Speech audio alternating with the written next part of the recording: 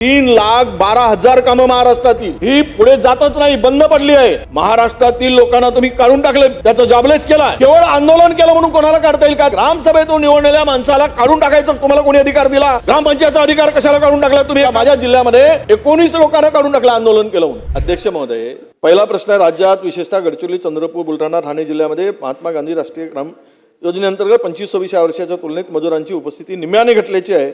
हे खरं आहे का? तर तुम्ही म्हणताय खरे नाही। तुमचं काय उत्तर आहे? अंशतः हे खरे आहे, म्हणजे खरं आहे। आता विषय पहिल्यांचा अध्यक्ष महोदय, सेल्फवर असलेली 3,12,000 कामं महाराष्ट्रातील ही पुढे जातच नाही, बंद पडली आहे। 3,12,000 नोट करून घ्या, आम्ही महाराष्ट्रातील माहिती सांगतो। ही कामं का बंद पडली? कारण जी रामजी आल्यानंतर जो रेशो होता तो बदलला, 60-40 गेला। त्यामध्ये कुठलीही यंत्रणा ही काम करू शकत नाही। त्यामुळे यामध्ये जे प्रश्न विचारला आहे की मजुराची संख्या घटली का, तर त्यामुळे घटलेली आहे, याचं उत्तर आपल्याला पाहिजे होतं।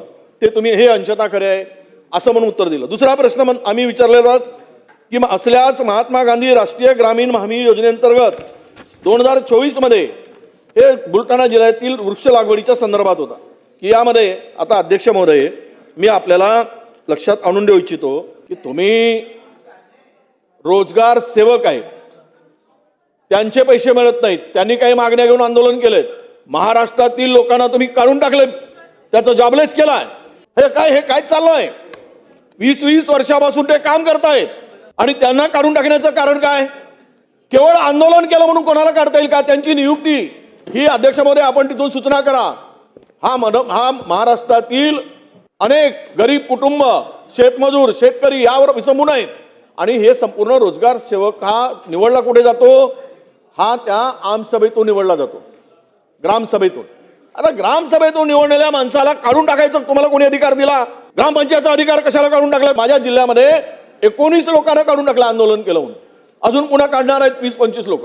हे महाराष्ट्रामध्ये अमरावती जिल्हा असेल, बुलढाणा असेल, हा काढण्याचा अधिकार कोणी दिला? म्हणून माझा एवढाच प्रश्न आहे की तुमच्याकडे केंद्र सरकारकडे प्रस्ताव तुम्ही पाठवला, केंद्र सरकारने तुम्हाला पैसे दिले नाहीत, त्यामुळं आपल्याकडे कामं होत नाहीत। मजुराची संख्या घटली, ही किती घटली, मजूर किती कमी झालेत आणि महाराष्ट्रामध्ये आजच्या स्थितीमध्ये किती कामं सुरू आहेत आणि नागपूर विभागामध्ये एकट्या 952 कोटी रुपये थकीत आहेत। नागपुरातील फक्त नागपूर विभागात मजुरांचे पैसे मिळालेत, पण स्किलचे पैसे मिळाले नाहीत।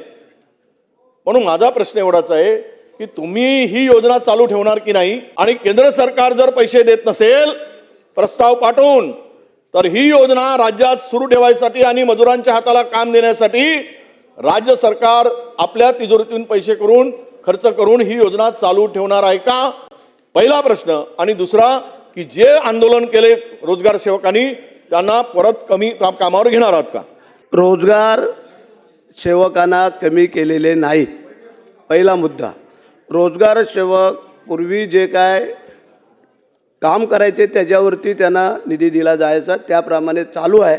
आत्तापर्यंत काही मजुरांना आम्ही ते देतोय, त्यानंतर कोणालाही कमी करण्यात येणार नाही आहे।